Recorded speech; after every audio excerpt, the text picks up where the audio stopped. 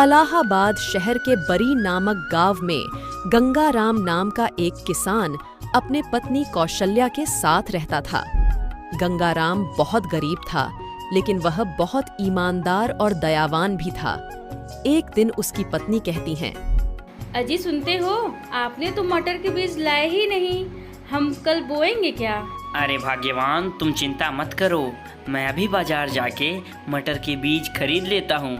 फिर गंगाराम मटर के बीज लेने बाजार चला गया और दुकानदार से बोला, अरे भैया, जरा बताना ये मटर के बीज दिए कैसे? 150 रुपए किलो है बाबूजी। अरे इतने महंगे? अच्छा 1 किलो दे ही दो। फिर गंगाराम मटर के बीज को लेकर घर आ जाता है। उधर कौशल्या रात का भोजन बना रही थी। फिर दोनों ने भोजन किया और सो गए।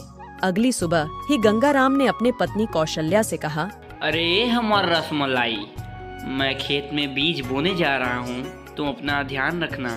फिर गंगाराम अपने खेत की तरफ बीज बोने चला जाता है और खूब मेहनत करके खेतों में बीज बोता है। शाम को दोनों खाना खा के सो जाते हैं। जब दोनों सोते रहते हैं, तभी अचानक तेज हवा चलने लगती है और बारिश होने लगती है। कुछ दिन बीत जाने के बाद जब गंगाराम खेत में जाके देखता है, तो वो देखता है कि उसके खेत में कुछ उगा ही नहीं है और बारिश की वजह से उसकी सारी बीज खराब हो गई। तभी गंगाराम दुखी होकर बोला, अरे ये क्या हो गया? मेरे सारे बीज तो खराब हो गए। अब मेरा घर चलेगा कैसे? मेरे पास तो अब पैसे भी नहीं हैं। ये बोलकर गंगाराम दुखी हो जाता है। गंगाराम अपने हाथों में भोजन का थैला लिए अपने घर की ओर चल देता है। शाम हो गई थी। रास्ते में गंगाराम से एक भिखारी ने कहा, बापूजी, क्या आपके पास कुछ खाने के लिए है? मुझे बहुत जोरों की भूख लगी है। तभी गंगाराम ने अपने भोजन का थैला उसे दे दिया।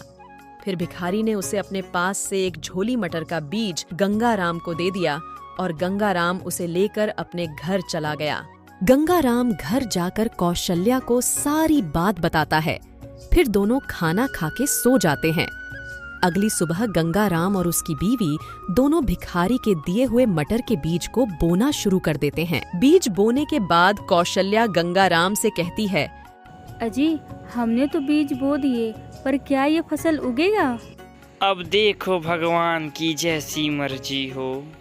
अगली सुबह जब गंगाराम खेत में जाकर देखता है, तो वो चौंक जाता है, क्योंकि गंगाराम की खेत पूरे सोने के फसल से भर गया था।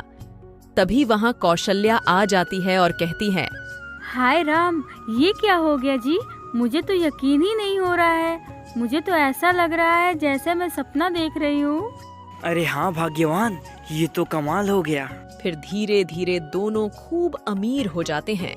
ये सब गंगाराम के मेहनत और ईमानदारी का फल था।